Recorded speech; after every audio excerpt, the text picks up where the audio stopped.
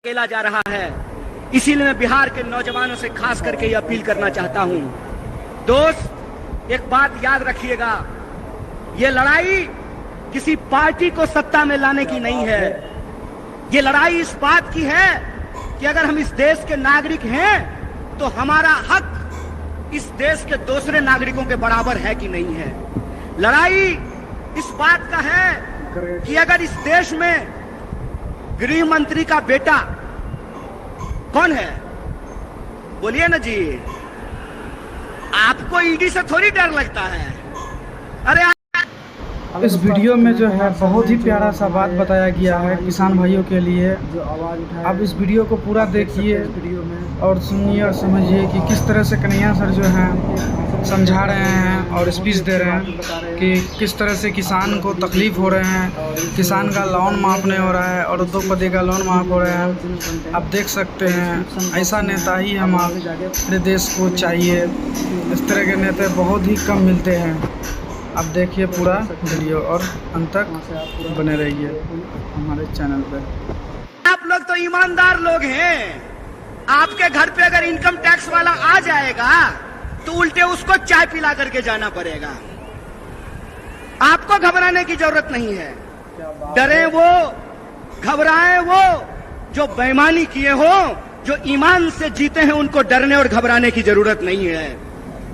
तो मेरा सवाल यह है कि इस देश में अगर गृह मंत्री का बेटा बीसीसीआई का सेक्रेटरी बन सकता है, इस देश में अगर एमपी लोग 5 साल के लिए बन सकते हैं, एमएलए 5 साल के लिए बन सकते हैं, नीतीश कुमार जी 5 साल में 3 बार मुख्यमंत्री बन सकते हैं, तो हमको भी नौकरी देनी पड़ेगी। बोलिए, गलत बोल रहे हैं कि सही बोल रहे हैं? सही बोल रहे हैं ना? अगर यहां बैठे हुए हमारे नेता आदरणीय जयराम जी 6 साल के लिए सर आप एमपी बनते हैं और आपको पेंशन भी मिलता है राज्यसभा में, तो आपको अगर पेंशन मिलता है तो देश की रक्षा में खड़े ये जो सिपाही हैं वर्दी पहन करके सामने खड़े हैं, आपको पेंशन मिलना चाहिए कि नहीं मिलना चाहिए? बोलिए, मत डरिए गृह मंत्री से, डरने की जरूरत नहीं है। इसीलिए मैं कहता हूं ये न्याय की बात है। न्याय की बात यह है कि अगर इस देश में प्रधानमंत्री के चंदादाताओं का 14.5 लाख करोड़, कितना? 14.5 लाख। बाबू रे, सुन्ना बिठा के देख लेना कि क्या को सुन्ना बिठाना पड़ेगा 14.5 लाख में।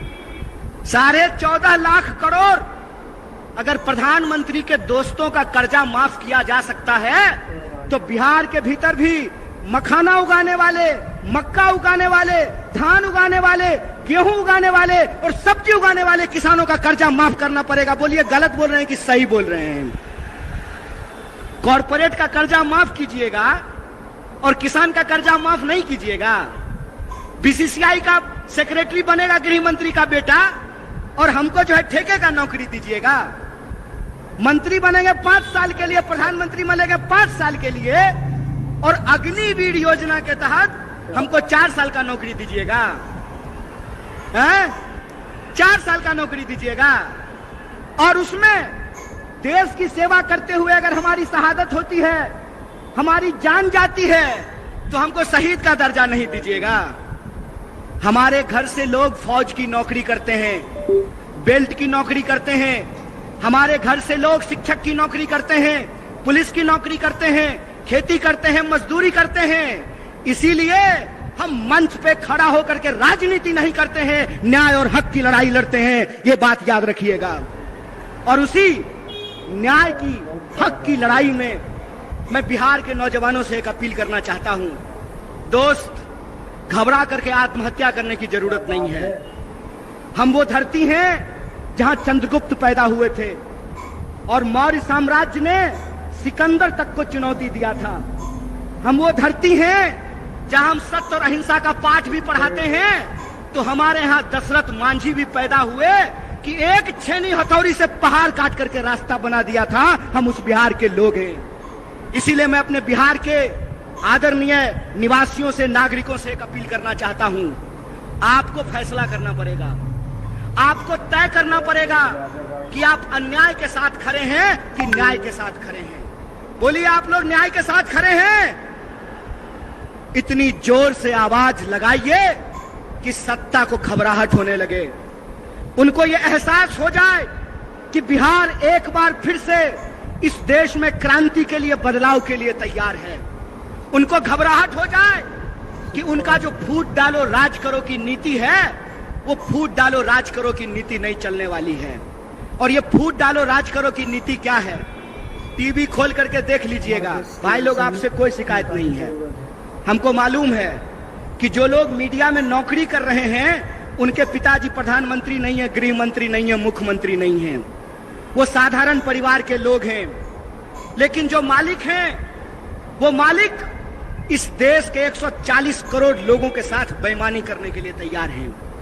आप टीवी खोल करके देख लीजिए, टीवी आपका रिचार्ज कराया है आपने, रिचार्ज भरवाते हैं आप, लेकिन जब आप टीवी खोलेंगे तो आपके खिलाफ दिन भर बात की जाएगी।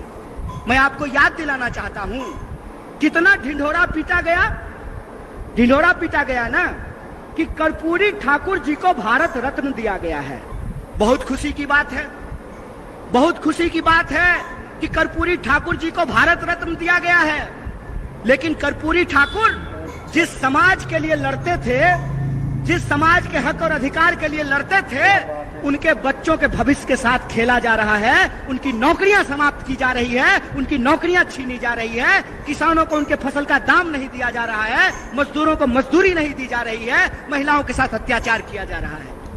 आप टीवी खोल करके देख लीजिएगा, बड़ा बड़ा दावा किया गया, क्या कहा गया कि चौधरी चरण सिंह जी को भारत रत्न दिया जा रहा है, डॉक्टर स्वामीनाथन को भारत रत्न दिया जा रहा है। बहुत खुशी की बात है, बहुत आनंद की बात है कि इनको भारत रत्न दिया गया है। लेकिन मैं सवाल पूछता हूं कि एक तरफ डॉक्टर स्वामीनाथन को भारत रत्न देते हैं और दूसरी तरफ इस देश के किसानों के ऊपर डंडे चलाते हैं, गोलियां चलाते हैं, आंसू गैस के गोले छोड़ते हैं। वीडियो का लिंक जो है हमारे डिस्क्रिप्शन बॉक्स में दिया हुआ है, आप वहां से जाके फुल ओरिजिनल कंटेंट जो है पूरा फुल वीडियो देख सकते हैं और आनंद ले सकते हैं कि फुल वीडियो में क्या क्या बताया गया है और किस हिसाब से यानी कि समझाया गया है। आप पूरा वीडियो को आनंद ले सकते हैं, हमारे डिस्क्रिप्शन बॉक्स में उसका लिंक है।